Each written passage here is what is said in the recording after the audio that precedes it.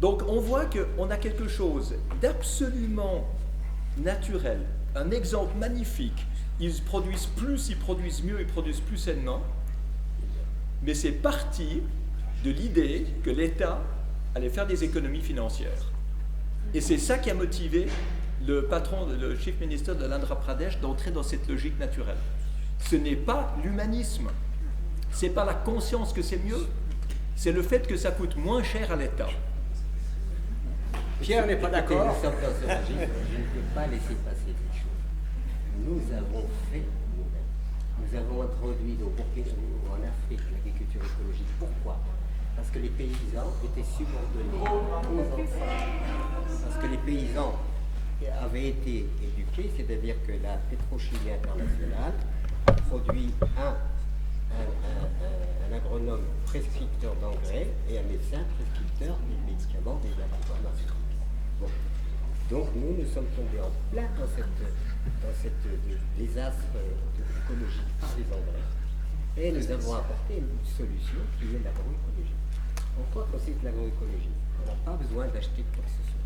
On prend les déchets, ces déchets sont recyclés en une matière qu'on appelle l'humus. Et l'humus, c'est le fondement de la vie. L'humus, humanité, c'est un peu l'humanité. C'est ce que la nature a toujours fait elle-même. Vous êtes dans une forêt, les feuilles tombent, rentrent dans un processus de transformation, produisent de l'humus et relancent la vie. Qu'est-ce que nous avons fait, nous, après l'avoir fait sur notre propre ferme? Il ne s'agit pas de blabla, un risque terrible.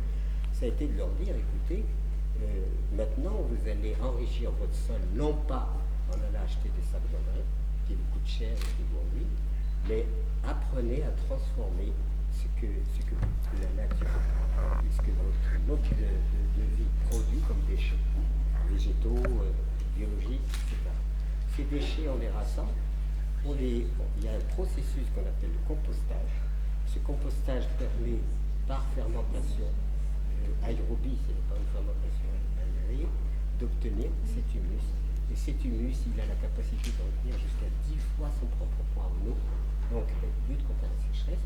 Il contient toutes les substances dont la plante aurait besoin, et en particulier les substances subtiles qui sont dans l'air. Et bien, on le fait mettre dans le sol. On a créé un centre qui s'appelle le Gorm au nord de Burkina Faso, où on a enseigné tout ça. Et le paysan n'a plus du tout besoin d'avoir recours à des produits qui leur coûtent cher.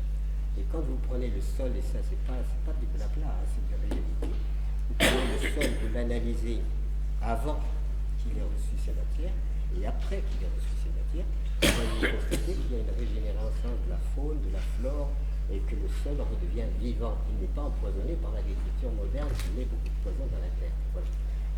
Ce que je vous dis là, je l'ai consigné dans un ouvrage que j'ai appelé Offrande au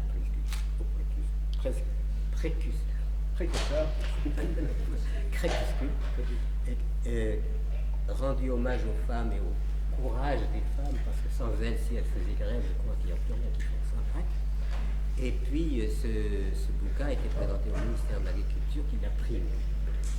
On est passé par la voie scientifique, par la voie sociale, par tout, en prenant l'individu évidemment, en prenant en compte quelle est sa culture, ne pas déranger dans sa tête ce qui lui donne sa statique intérieure, c'est-à-dire sa logique intérieure. On a respecté cela, on a valorisé même les valeurs qui pourraient être même utiles aujourd'hui. Non, on a valorisé tout ça et concrètement, on a mis en route par un centre de formation à l'agroécologie qu'on a créé dans les zones sahéliennes, semi-arides, donc dans les zones les plus difficiles. Et j'ai relaté toute cette histoire de comment reprendre la terre autrement, comment la soigner, comment redonner la vitalité et la dynamique pour qu'elle nourrisse la population. Parce qu'aujourd'hui, on est dans une pratique agronomique, même au nord. On empoisonne la terre, on fait pousser les choses sur la terre, et puis c'est une nourriture, quand vous vous mettez à table, il vaut mieux vous souhaiter bonne chance que bon appétit. Parce qu'en fait, ça rentre dans notre organisme. L'organisme même, à travers une terre empoisonnée, on ne peut pas imaginer qu'on n'empoisonne pas notre propre corps, puisque tout ça est nettoyé. Je ne nie pas du tout que ça marche. Et je pense que c'est la meilleure manière de faire, c'est sûr. Mais pour que ça fonctionne, ça doit être rentable pour l'agriculteur, ça doit être rentable pour le pays, ça doit être rentable pour l'économie locale, parce que sinon, ça ne marchera, ça n'ira pas plus loin. Ça n'ira pas plus loin que l'anecdote. C'est ça que je veux dire. C'est que la conscience, l'empathie et l'amour pour la planète et pour les autres, mais même si c'est ça qui devrait suffire, ne suffit pas. Et même ce qui marche extrêmement bien, et Pierre l'explique parfaitement bien, si c'est rentable, ce sera repris. Si c'est seulement pour faire du bien, ce ne sera pas suffisant. Donc ce serait plutôt une conscience du nombre, dans le sens où j'aimerais aussi que Jean, tu interviennes maintenant, puisqu'on s'aperçoit que lorsqu'on engage une initiative citoyenne, la société civile, on se confronte à des mastodontes que sont l'économie et la politique de nos gouvernements aujourd'hui. Et ça, c'est un verrou. Nous pensons que c'est un verrou qu'il faut faire sauter, puisqu'en fait les initiatives citoyennes, souvent elles se heurtent à des monuments sur le plan juridique, sur le plan administratif, sur le plan même des politiques qui sont mises en place avec l'assentiment, soi-disant de vote, mais de personnes la plupart du temps qui n'ont pas conscience en fait de la réalité. Pour toi, Jean? Je reste assis ou je me lève? Tu fais comme tu veux. C'est grand. Comment ça marche là? Ouais. Marche. Oui, alors, mesdames, messieurs, monsieur le Président, merci d'abord de l'invitation de l'UNES. C'est très impressionnant de vous voir tous ici. Et puis surtout les deux prophètes à ma gauche. Merci beaucoup de l'invitation, c'est un grand honneur. Christian est un homme têtu. Il m'a téléphoné dimanche, le soir, minuit, tu dois venir, etc. J'ai écrit un petit livre qui s'appelle « Le capitalisme expliqué à ma petite fille en espérant qu'elle en verra la fin ». Et Christian m'a dit « Tu dois nous expliquer pourquoi il faut détruire le capitalisme ». Exact. Il faut le détruire avant qu'il nous détruise. Et il y a urgence. Alors, nous vivons sous un système de production qui s'appelle le système de production capitaliste qui a créé un ordre du monde qui est marqué par un paradoxe. D'une part, c'est certainement le mode de production capitaliste, le mode de production de l'humanité, de toute son existence, le plus dynamique, le plus créateur, les plus inventifs que l'humanité ait connu. Dans la chimie baloise, un nouveau médicament, une nouvelle molécule naît tous les 3 mois. À Wall Street, un nouvel instrument monétaire naît tous les mois. Un dynamisme incroyable, révolution technologique, électronique, scientifique qui se succède, un dynamisme incroyable de ce mode de production capitaliste. Et en même temps, la société que ce mode de production a créée est une société cannibale. Je vous donne quelques chiffres pour ne pas vous ennuyer. Tous les 5 secondes, un enfant en dessous de 10 ans meurt de faim ou de ses suites immédiates. Tous les 4 minutes, quelqu'un perd la vue par manque de vitamine A. Plus de 2 milliards d'êtres humains sur cette territoire que nous sommes n'a pas accès régulier à un eau potable non nocif. Et dans les pays du Sud, où vivent les 3/4 des populations du monde, des millions tous les ans naissent d'épidémies bilharzieuses, fièvre noire, malaria, etc., vaincues depuis très très longtemps par la médecine.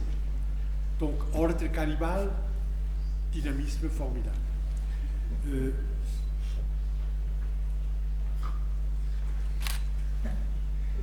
Nous vivons ce système sous la dictature mondiale des oligarchies du capital financier globalisé. Je vous donne un chiffre de la Banque mondiale que tout le monde connaît. L'année dernière, les 500 plus grandes multinationales, sociétés transcontinentales privées du monde, tous secteurs confondus, industrie, services, banques, etc. Les 500 plus grandes sociétés transcontinentales privées ont contrôlé 52,8% du produit mondial brut, c'est-à-dire de toutes les richesses produites en une année sur la planète. Ces TNC, ces sociétés transcontinentales privées, ont un pouvoir comme jamais un pape, jamais un empereur, jamais un roi n'a eu sur cette planète. Elle échappe à tout contrôle social quelconque, parlementaire, interétatique, syndical, etc., dictent leurs lois aux États les plus puissants du monde. Il y a 194 États sur cette planète, 193 sont aux Nations Unies, un n'est pas le Vatican, mais là on n'a vraiment pas besoin. Cette dictature du capital financier mondial est totale. Et je pourrais vous donner des exemples multiples. Le glyphosate. Chacun de nous dans les pays industrialisés, selon l'OECD, absorbe 5 litres de pesticides par an. Dans les pays de l'OECD, dans les pays industrialisés, 38 pays industrialisés. Le glyphosate donne le cancer, c'est prouvé. 1 million, la pétition des citoyens et citoyennes européennes a dépassé le million. Il y a 2 ans, la commission bruxelloise, l'exécutif de l'Union européenne, a permis que ce glyphosate continue à être utilisé mortellement pendant les 5 ans.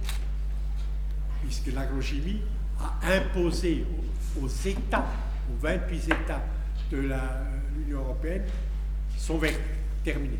Mon livre est plein de ces... Je n'ai pas fait de la propagande, mais enfin, si vous voulez feuilleter ou voler dans une librairie le livre, ce que je vous conseille, et il y a des exemples incroyables. Un dernier exemple pour ce dictat de la dictature, je n'ai pas de cellulaire, je ne vais jamais en avoir, parce que j'ai vu comment le coltan, dans le nord du Kivu, dans ces ghettos miniers, est produit. Le coltan, qui fait donc tout ça, enfin, les cellulaires, etc. Le coltan est un matériel très rare, très précieux, mais dans des roches très friables. Et donc les puits sont très étroits. Et seuls des enfants, filles et garçons, de 10-12 ans, peuvent être descendus le long de ces cordes pour le produire, pour ramener le coltan. Il y a des accidents tout le temps, il y a des milices qui les gardent. C'est de l'enfer pour les enfants, mais ils suivent toujours les recruteurs dans tout le Nord Kivu, dans tout le Maniema, etc., sachant ce qui les attend, parce qu'ils savent parfaitement si ce n'est pas leur maître de salaire qui revient au village, le reste de la famille, leurs parents, leurs frères et sœurs, vont mourir. Obama, sous la pression des ONG et du Black Caucus, c'est-à-dire des Noirs dans le Congrès américain qui font 26% des élus, des députés, des sénateurs, Obama a fait 2 mois avant son dernier mandat le Conflict Mineral Law, c'est-à-dire a interdit le vente de minerais, notamment du coltan, sur le marché américain parce que le mode de production est totalement contraire à toutes les valeurs possibles, juridiques, morales, etc. 3 mois plus tard, janvier 17, Trump arrive au pouvoir, Glencore, Rio Tinto, enfin les géants des minéraux, ont crié contre Obama, disant c'est une violation de la liberté de marché, nous n'acceptons pas cette loi, etc. C'est la 3e journée où Trump était à la Maison-Blanche, 3 jours après avoir prêté serment, il a liquidé cette loi. Parce qu'encore une fois, c'est des multitudes d'exemples que je pourrais vous donner. Ce qui est certain, que cette dictature mondiale du capital financier mondialisé, d'abord crée une inégalité incroyable. Le pouvoir est monopolisé entre les mains de cette oligarchie très mince qui sait, je le répète, qui sait faire beaucoup de choses, qui contrôle un processus de création scientifique, électronique, technologique extraordinaire, qui a augmenté les forces de production de l'humanité d'une façon incroyable. L'Union soviétique a implosé en août 91, c'est une bonne chose. Ils étaient communistes comme moi je suis bouddhiste. C'était une dictature policière terminée. Mais enfin, à ce moment-là, août 91, la bipolarité de la société étatique mondiale a volé un éclat. Jusqu'en 91, un homme sur 3 vivait sous un régime soi-disant communiste. Et le mode de production capitaliste était régionalement limité, dans ce qu'on appelait hypocritement le monde libre. Mais ce mode de production a conquis la planète comme un feu de brouille. Ça a instauré une instance régulatrice unique, la main invisible du marché, et un exemple. Dans la première décennie, Banque mondiale, 91-2001, le produit mondial brut a doublé, le commerce mondial a triplé, a crevé le plafond mystique de 6 000 milliards de dollars de biens échangés, et la consommation d'énergie double tous les 4 ans. Donc, en plus, le mode de production, les oligarchies qui nous dominent ont créé une théorie de légitimité qu'on appelle le néolibéralisme, qui dit l'homme n'est plus le sujet de son histoire, ce sont les forces du marché. C'est les forces du marché. Et moi, j'ai été pendant 8 ans rapporteur spécial du droit à l'alimentation dans ces maisons et à New York. À l'alimentation, souvent, on avait des rencontres avec Wolfensohn, l'avant-dernier président de la Banque mondiale, un type intelligent, pianiste formidable, milliardaire australien, etc., type intelligent, qui sait lire et écrire, en tout cas. Eh bien, il nous avait toujours dit, l'histoire va, l'horizon de l'histoire, la fin de l'histoire, c'est global stateless governance. Gouvernement mondial sans État, sans normes, sans État, etc. L'autorégulation du marché. L'autorégulation du marché. Et ils ont créé une idéologie qui nous a complètement bétonné la conscience collective, socialiste compris. Il y a des exceptions, mais nombreux, qui dit installe le marché mondial comme seul, et les forces du marché fonctionnent selon des lois naturelles. Selon des lois naturelles. Et tout ce que l'homme peut faire, c'est s'adapter, se fonctionnaliser, se soumettre à ces lois du marché, puisqu'encore une fois, les forces du marché agissent selon des lois naturelles. Donc le triomphe est total, matériellement, politiquement, économiquement et intellectuellement, idéologiquement, c'est cette dictature du capital financier mondialisé. Alors, l'absurdité, j'ai dit, c'est un ordre cannibale, je vous ai donné l'exemple. Cet ordre en plus est absurde parce qu'il tue, mais tue sans nécessité. Je reviens à la fin. Tous les 5 secondes d'un enfant, c'est la World Food Report de l'enfant. Tous les 5 secondes d'un enfant dessous de 10 ans meurt de faim, de ses suites immédiates, du poids au corps, etc. De ses suites immédiates. Et le même World Food Report de l'FA tous les mois d'avril qui donne le chiffre des victimes, qui en chiffre absolu, pas relatif à la croissance démographique, est en augmentation. Le même rapport World Food Report de la FAO dit que l'humanité, que l'agriculture mondiale telle qu'elle est aujourd'hui, dans ses forces de production aujourd'hui, pourrait nourrir sans problème, normalement, 12 milliards d'êtres humains. Nous sommes 7,3. Donc presque le double de l'humanité pourrait être nourrie normalement sur cette planète si l'accès à la nourriture n'était pas conditionné par le pouvoir d'achat, mais par des règles normatives, par un système normatif de distribution. Vous savez que nous mourrons tous, hélas, c'est un scandale, mais c'est comme ça. L'année dernière, 72 millions d'êtres humains ont quitté la planète, tout cause mortalité confondue, 72 millions.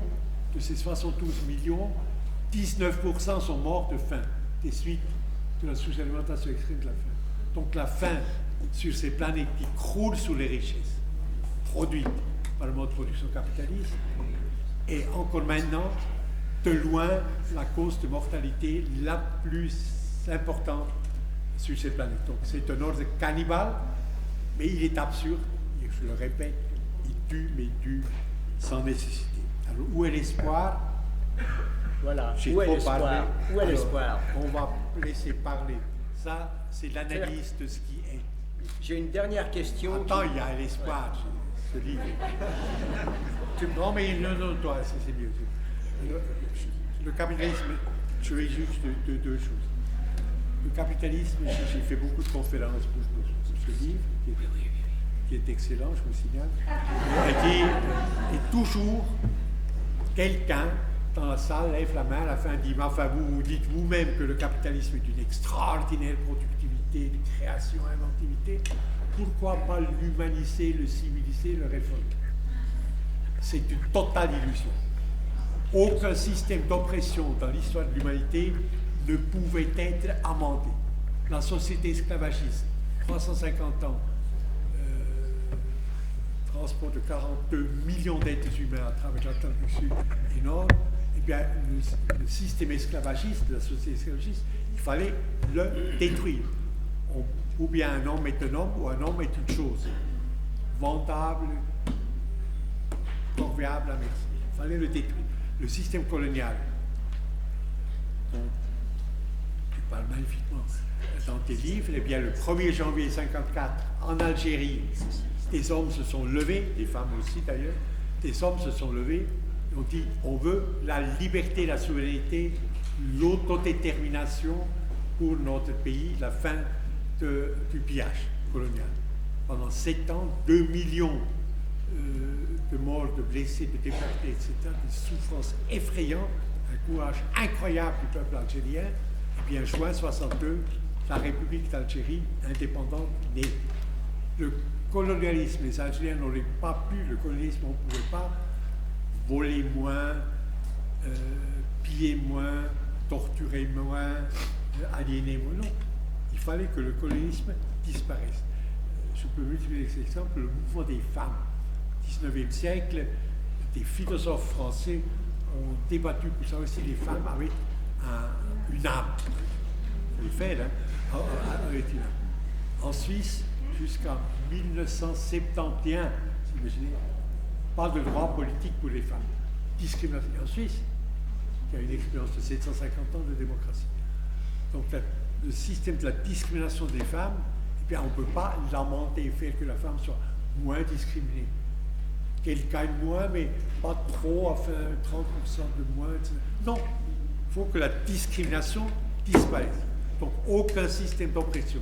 Vous pouvez me citer n'importe lequel, la féodalité, la monarchie française, l'installation de la République, la rupture de 1789, la Révolution française, on ne pouvait pas réduire un tout petit peu la féodalité, rendre le roi un tout petit peu plus humain, etc. Il fallait couper la tête, il fallait prendre la bureaucratie, la détruire.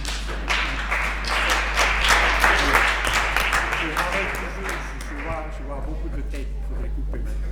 Mais je dis simplement, le capitalisme doit être détruit. Comment, je peux vous l'expliquer, mais le président peut prendre la parole. Alors, avant de faire une pause musicale bien méritée,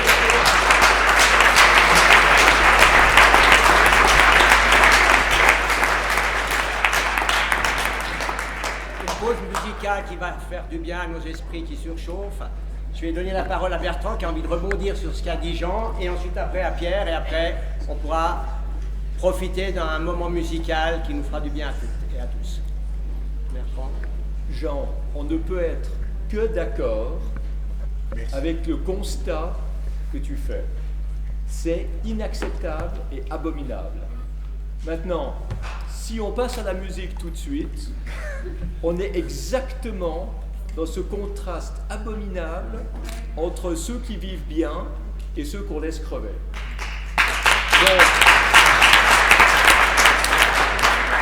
Donc moi j'ai la question précise pour toi. Comment est-ce qu'on fait pour arriver au but que tu prônes? Alors Pierre va répondre. Moi, j'aimerais que Jean réponde. Voilà, et Pierre va rebondir. Comment abolir ces discriminations, cette abomination de l'exploitation, ces morts de faim, tout ce que tu as décrit, comment est-ce qu'on le change? Pierre. Tu ne peux pas éluder la question. Tu ne peux pas éluder la question Après la pause. sans déprimer tout le monde. Je sais pas répondre. Il répond. Alors, oui, réponds Pierre en premier. Je sais pas. Ben, moi, si vous voulez, si j'ai une légitimité à répondre, c'est que nous avons pris à bras le corps cette question de l'alimentation. On l'a prise dans le sens où il ne faut pas empoisonner la terre qui nous nourrit. C'est ce que fait la civilisation moderne. C'est-à-dire qu'on détruit les sols, alors qu'un sol, c'est un organisme vivant à part entière. C'est un univers vivant. Et cet univers vivant, quand vous prenez un échantillon, vous allez à un laboratoire, vous vous dites qu'est-ce qu'il y a de visible et d'invisible dans cet échantillon, soit il vous dit il n'y a rien, et à ce moment-là, ça veut dire que les engrais chimiques ont tout détruit et qu'il n'y a plus aucune vitalité des sols, soit cette analyse va vous dire il y a des colomboles, il y a des vers de terre, il y a des microbes de toutes sortes, et tout ça, ça travaille, gratuitement, c'est même pas payé. Et il travaille à quoi? Il travaille à maintenir la terre vivante. Il la maintient. Voilà. Et c'est grâce à tout cela que ça vit. C'est ce que nous avons essayé de promouvoir. D'abord, appliquer à titre personnel, à nos risques et périls, quand nous avons fait un retour à la terre. Il n'était pas question du tout. Alors on m'enseignait, vous mettez tant d'unités d'azote, tant de terrain, achetez des sacs de poison finalement qu'on met dans la terre, et on ne voit pas aujourd'hui qu'un désastre énorme est celui de l'agriculture moderne qui détruit le patrimoine nourricier de l'humanité. Et ça, on ne le cite jamais.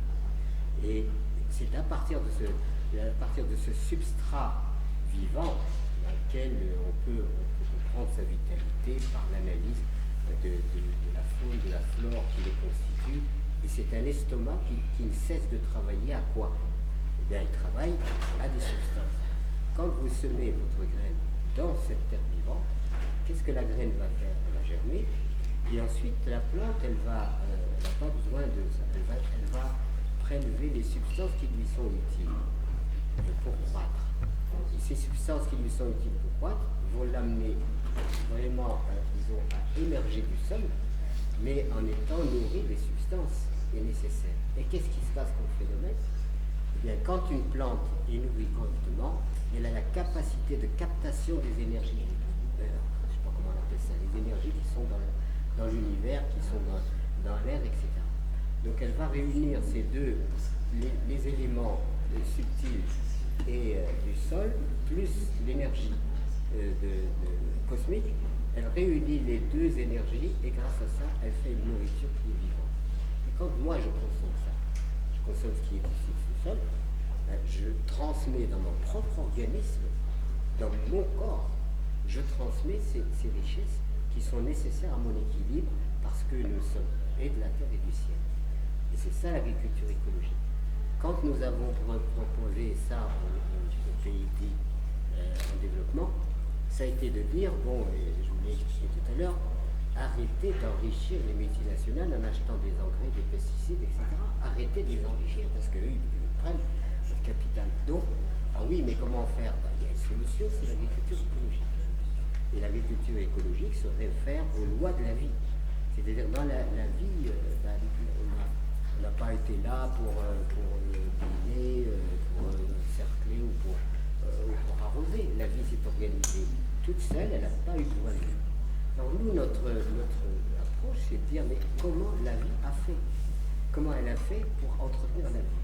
À partir du moment où on a compris comment elle a fait la vie, on rentre dans cette idée, rien ne se crée, rien ne se perd, tout se transforme. C'est-à-dire que la vie refait de la vie un physique. Et ça donne un élément qui est l'élément presque symbolique qu'on appelle l'humus. Vous trouvez l'humus dans les forêts.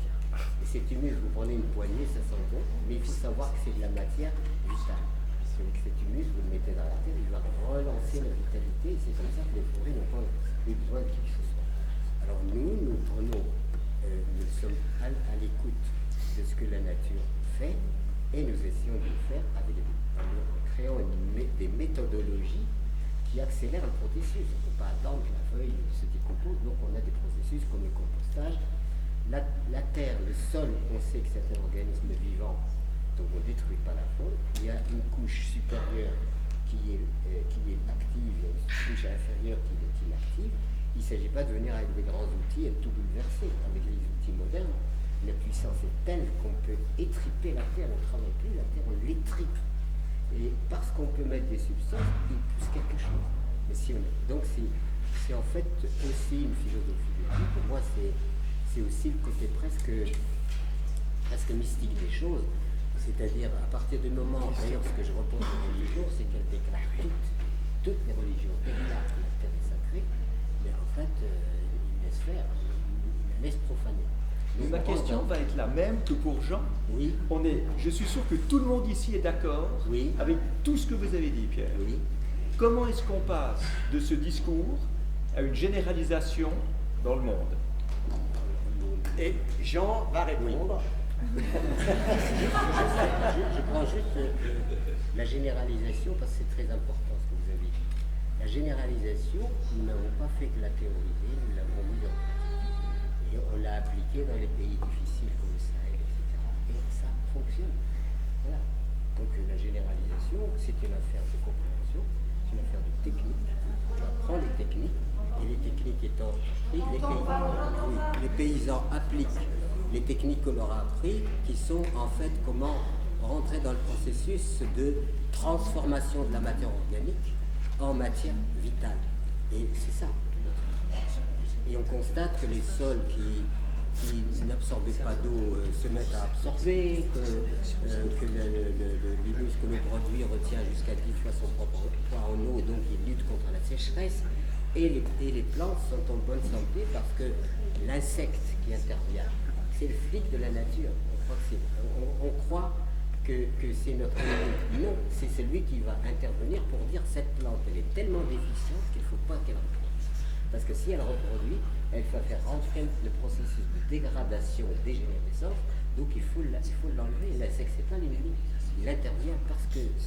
Alors cette compréhension-là, évidemment, elle est difficile à comprendre parfois, mais en fait, le résultat, c'est Burkina Faso Couchant, l'agroécologie, Thomas Sankara, que Jean a connu, c'était un ami de Jean, me convoque un jour et me dit, Monsieur Rabi, prenez la problématique de l'agriculture du pays, prenez la problématique de l'agriculture du pays, parce que les paysans sont tellement contents, ils n'achètent plus d'engrais, ils ont de très bons résultats, leur terre sèche moins, etc., etc. Donc il s'agit bien d'une alternative très concrète, c'est pas du blabla généralisé ou des théories, il s'agit vraiment d'une alternative qui associe la dynamique de la vie à la satisfaction du paysan et à la santé de la terre et sa vie. Alors, il s'agirait peut-être de transposer en fait l'agriculture sur le plan sociétal. Jean, tu veux répondre à Bertrand maintenant, et ensuite après il y aura les questions, c'est juste après la pause musicale. On vous donnera la parole. Alors Jean, est-ce que tu veux répondre à Bertrand? C'est homme obstiné. Oui, nous sommes tous obstinés ici. Alors, je vois des amis, anciens étudiants, mais tout le monde n'a évidemment pas eu la chance de faire de la sociologie. Donc je vais d'abord rappeler quelque chose. De l'évidence sociologique. Chacun de nous vit une double histoire tous les jours. L'histoire de comme disent Adorno, Horkheimer, les marxistes allemands, les vieux marxistes allemands, une double histoire. L'histoire de la justice effectivement vécue, le monde tel qu'il est, et c'est juste, la Syrie, le Darfour, le Gaza, les horreurs du monde, le Yémen, etc., la faim, tout ce que l'on dit, cette justice effectivement vécue, elle est régressive. Je pense que le monde, la société mondiale n'a jamais été dans un état aussi effroyable que maintenant. Je pense à la destruction, Madeleine, tu sais ça, le climat, on va dans le mur, on va dans le suicide, etc. Mais il y a une deuxième histoire que nous vivons, c'est celle de l'eschatologie, c'est-à-dire celle de la conscience, celle que chaque conscience demande à être juste. les requêtes que la justice, que notre conscience conçoit comme devant être réalisées, incarnées. Bon. Et là, il y a des progrès formidables. Vous êtes assis ici dans une salle qui est en dessous, exactement en dessous de la grande salle des droits de l'homme et des civilisations qui est en dessus, où siège 4 fois par an le Conseil des droits de l'homme des Nations Unies, les 47 États, troisième instance la plus importante de l'ONU. Là, vous tournez à droite, vous tombez dans le bar du serpent, où se négocie, où vraiment se négocie, où il y a des vraies négociations, ou les résolutions, etc., etc. Moi, j'ai été pendant 8 ans rapporteur spécial pour le droit à l'alimentation, même sur le Conseil des droits de l'homme, enfin, comité consultatif. Vous regardez ces 8 ans, entre la Sierra de Chocotan de Guatemala, entre les bidonvilles de Dakar, entre le Smoky Mountain de Manilla, entre les favelas du Brésil, échec sur échec. Échec sur échec. Parce que la faim augmente en chiffres absolus, pas en chiffres relatifs par rapport à la démographie mondiale. Totalement. Mais en même temps, non, attends, non.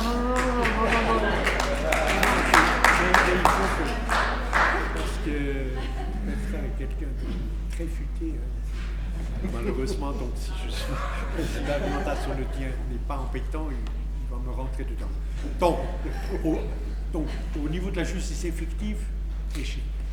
Mais les progrès formidables au niveau de la conscience adjugée, comme dit Adorno, c'est-à-dire la justice revendiquée.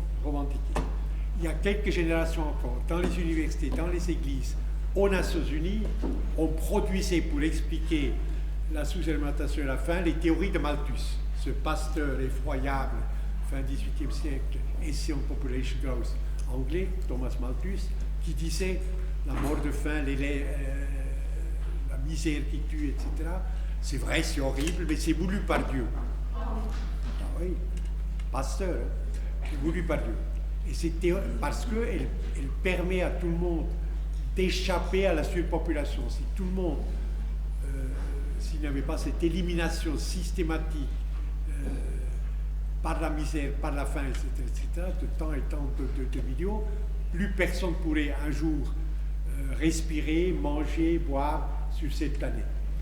Et ces théories malthusiennes servaient formidablement les classes dirigeantes de l'Empire colonial anglais, enfin les classes dirigeantes de l'Occident colonial, formidablement.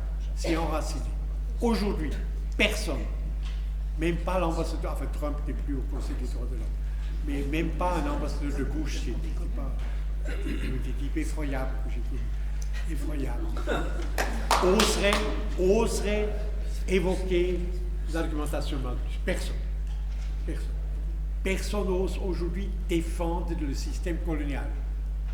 L'esclavage existe, sexuel, etc., mais personne n'ose aujourd'hui défendre le système colonial. Donc il y a un progrès formidable de la ligne de flottaison de la civilisation, de ce que la conscience demande. Maintenant, le problème, c'est celui, pour prendre un terme de Jean-Paul Sartre, de l'incarnation. De l'incarnation. Dans quelles circonstances, à quelles conditions sociales historiques précises, une idée devient-elle force sociale modificatrice de réalité. C'est le problème de l'incarnation. Comment ça se passe? Quand? Ça se passe, c'est la seule chose que nous pouvons dire dans l'histoire. Parce que moi, je suis un matérialiste marxiste qui croit en Dieu, mais enfin marxiste quand même. Ce qui est absolument certain, que ces incarnations ont eu lieu. Je vois un seul exemple très rapide, 18e siècle, Voltaire, Rousseau, Diderot, etc., les encyclopédistes ont nourri cette conscience eschatologique par des notions tout à fait nouvelles, des revendications tout à fait nouvelles, souveraineté populaire, droits de l'homme, division du pouvoir, etc., nourrie. Et la conscience a été nourrie par cette pensée-là. Et un matin, exactement le 14 juillet 1789, dans deux faubourgs ouvriers qui maintenant sont en plein Paris, Saint-Antoine et Saint-Martin, les ouvriers artisans ont regardé dans les logements voisins, ont vu des femmes angoissées, blêmes, des enfants ayant faim, sous-alimentés, parce que leur mari, leur frère, etc., étaient incarcérés à la Bastille, dans la prison politique du roi. Ils ont dit ça ne peut pas continuer. Ils ont pris les armes qu'ils avaient, des lances, des poignards, etc. Ils ont marché sur la prison, la Bastille. 30 mètres de largeur pour les fosses remplies d'eau, 15 mètres de murs, etc. Impossible. Delaunay a levé le pont-levis, peuple de Paris insurgé. Un type, si on connaissait son nom, c'est le célèbre de l'histoire de l'humanité, a eu une idée. Au début de l'après-midi, a dit, là, à Versailles, avec la milice bourgeoise, il y a ce Lafayette, ce général Lafayette, qui a lutté avec d'autres insurgés contre l'autre roi, avec Washington contre le roi anglais aux Amérique du Nord. Il faut le chercher, il va nous aider. Lafayette n'est pas venu, mais a envoyé les fameux 2 bataillons avec les 8 canons, dirigés sur le pont-levis. Delaunay avait la trouille, pensait pouvoir négocier, a descendu le pont-levis, le peuple Paris est entré dans la Bastille, a massacré un peu le gouverneur, et a libéré les compagnies. Ça, c'est le moment de l'incarnation, où les idées de Voltaire, ce moment de l'incarnation, il s'est fait. Un moment arrive où la conscience devient insurrection, le peuple. Évidemment, je donne un exemple. Sartre a rencontré Frantz Fanon. Vous voyez qui est Frantz Fanon, psychiatre noir, révolutionnaire, travailleur, combattant de la révolution algérienne. La première fois, en août 61, à l'Hôtel National, à Rome. Et il écrit le lendemain à Simone de Beauvoir, il était en vacances seul avec une autre femme, mais il écrivait quand même Simone de Beauvoir. J'ai rencontré Fanon, nous sommes les semeurs de vent, la tempête c'est lui, c'est-à-dire les intellectuels, ceux qui créent cette conscience, vous, etc. Enfin, tu la mets en œuvre en plus. Nous sommes les semeurs de vent. C'est pour ça que des soirées comme celle-là sont tellement importantes, parce que là, le savoir, la conscience, etc., est au centre. Mais la tempête, évidemment, c'est le peuple qui se lève, qui brise le rapport de force, etc. Et ça, c'est mystérieux quand ça se passe. Bon. Mais ça se passe. Maintenant, deuxième problème, rapide. Je te vois inquiet, mais deuxième problème, parce que je veux répondre à mon camarade. Et on aimerait aussi donner la parole après oui, tout de suite au public. Alors, l'incarnation se passe. Maintenant, quelle est la société qui va naître dans les ruines de la société capitaliste et de son ordre cannibale? Personne, absolument personne ne le sait. Une autre anecdote pour résumer. Septembre 1939, Barcelone brûle. Franco et Victor Hugo. Et sur le pertuis, sur le col des Pyrénées, qui va vers la France, vers Toulouse, etc., les survivants marchent, blessés avec des Ouattans, etc., et un jeune type, Antonio Machado, le mondialement célèbre poète maintenant, Antonio Machado, siffle devant lui, semble tout content. Et les camarades qui marchent avec lui, hommes et femmes, ils disent « Antonio, tu es fou, nous allons vers un exil incertain. Nous avons perdu des centaines et des centaines de nos camarades. Notre ennemi brûle. Franco, le fascisme est victorieux dans toute l'Espagne, et toi, tu suis flottant. » Et c'est là où naît ce poème, qui est très très connu maintenant, Caminante, parce qu'il répond par ce poème, Caminante no hay camino, el camino se hace para andar, son tus veras, etc. Homme qui marche, il n'y a pas de chemin. C'est tes pas qui font le chemin. Et alors, le nouveau contrat social, c'est évident. Je reviens à la Bastille, qui a disparu maintenant puisqu'elle était détruite. Eh bien, si le soir du 14 juillet un journaliste quelconque, Tribune de Genève, un exemple Ils sont médiocre. pas là.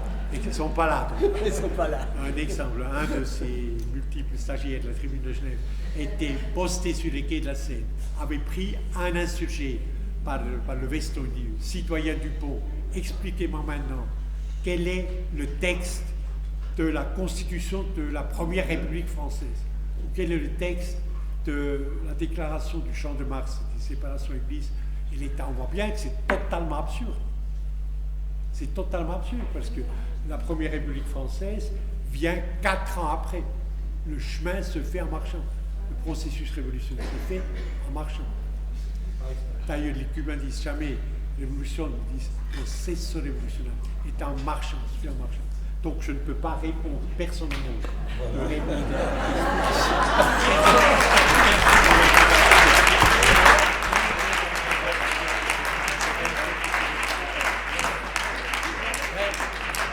Je vais juste encore donner la parole à Pierre et ensuite on écoutera un peu de musique et on donnera la parole au public. Oui, mais bon, bah écoute, on a un timing. Pierre, et la musique et ensuite après on vous donne la parole. Bah oui. Bon, nous, si vous voulez, on est obligé de garder les pieds sur terre. Et vous savez qu'il y a un drame actuellement dont l'humanité n'est pas consciente. C'est que depuis la révolution néolithique, c'est-à-dire depuis que l'être humain, plutôt que d'être un simple cueilleur, chasseur, pêcheur, est devenu agriculteur. Il est donc devenu agriculteur, c'est-à-dire c'est un événement. On n'entend pas. Apparemment, non. J'aurais dû faire un stage avec Pavarotti. Donc, oui, j'attire vraiment votre attention sur des faits très, très, très concrets et très dangereux. Depuis l'avènement de l'agriculture, vous savez que l'être humain, au lieu de se contenter d'être un chasseur, cueilleur, pêcheur, est devenu agriculteur. Quand il est devenu agriculteur, il a été enfouisseur de graines, c'est-à-dire qu'il a passé une convention avec la terre. Je mets la graine dans la terre, la graine germe, pousse et je me fais ma propre nourriture. Une fois que j'ai fait ma propre nourriture, je stocke, parce que je ne suis plus du tout dépendant de l'existant, je stocke. Le stockage étant arrivé, ça met en sécurité alimentaire, même au moment où il n'y a rien à prendre dans la nature. J'ai quand même mon stock de nourriture et je poursuis. Ça a été une révolution extraordinaire pour le meilleur et le pire. Pour le meilleur, je suis tranquille parce que finalement ma nourriture étant assurée, je peux vaquer à toutes sortes d'activités culturelles, etc. Tranquillement. La partie négative, c'est que jamais Jules César ne serait allé enquiquiner tout le monde si le stock de nourriture ne le suivait pas. Donc il ne pouvait pas faire autrement. Il fallait assurer l'alimentation. Donc ça a été un moment formidable dans l'évolution de l'humanité. L'humanité peut engendrer sa propre survie par un contrat qu'elle passe avec la vie elle-même. Donc c'est formidable, vous voyez. Et il s'en est suivi donc toute une évolution où la semence n'a fait que croître et embellir, c'est-à-dire ces graines que l'on peut ensemencer se sont généralisées sur l'ensemble de la planète et donc ça a été pour le bien général de l'ensemble de l'humanité. Et bien, il faut savoir que pendant la pomme de terre n'existait pas en Europe, enfin je ne peux pas vous citer tout ce qu'il y a, toutes les semences et l'alimentation qui a été échangée, reproduite, etc. Et bien, il faut savoir qu'aujourd'hui, ce patrimoine exceptionnel qui est lié à la survie humaine a disparu à raison des 3/4. 74% a disparu. Pourquoi? Parce qu'il y a des stratégies d'OGM, etc. On met en dépendance, on s'en fout que les gens ne survivent pas. Donc il faut savoir que l'un des grands dangers aujourd'hui entre une agriculture destructrice du milieu, pollueuse, dissipatrice, vous avez la problématique des semences qui ont le patrimoine légitime de milliers d'années qui a disparu à raison de 75% et ça poursuit. Et tout ça pourquoi? Parce que des salopards n'ont cure de la survie de l'humanité. Eux, ce qu'ils veulent, c'est vendre leur vie. Et donc, il y a toute une manipulation, ce qui fait qu'aujourd'hui, des semences exceptionnelles qui sont absolument les garantes de notre survie, je répète, les garantes de notre survie, la terre, les semences, l'eau, etc. sont les garantes de notre survie. Et bien ces semences ont été dissipées. Et donc, voilà. Alors, nous essayons, nous, d'attirer l'attention sur ces problématiques majeures. Parce que là, il ne s'agit pas de rien du tout, des générations qui viennent, etc. Et nous nous sommes décidés à faire un certain nombre de ce qu'on appelle des carnets d'alerte, qui sont destinés à essayer de sensibiliser les populations et les citoyens à des problèmes qui leur passent par-dessus la tête, à tous ces attentats mineurs qui sont faits et qui auront des conséquences absolument gigantesques. Parce que la nourriture, s'il n'y a plus de nourriture, il n'y a plus d'humanité. Ici, et c'est pour ça qu'il faut s'éveiller, réveillons-nous, hein, parce que toutes ces stratégies sont criminelles. Donc voilà, je voulais insister aussi sur la question alimentaire. Elle n'est pas dissociable des semences. Si on n'a pas de semences, on ne peut plus assurer la survie. Donc voilà, j'attire votre attention.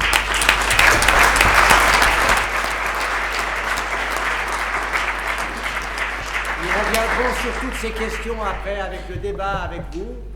Mais avant, on va écouter un petit peu de musique pour nous faire un petit peu, pour élever un petit peu nos consciences. Pour oublier? Non, pas pour oublier. Pour élever le niveau de conscience.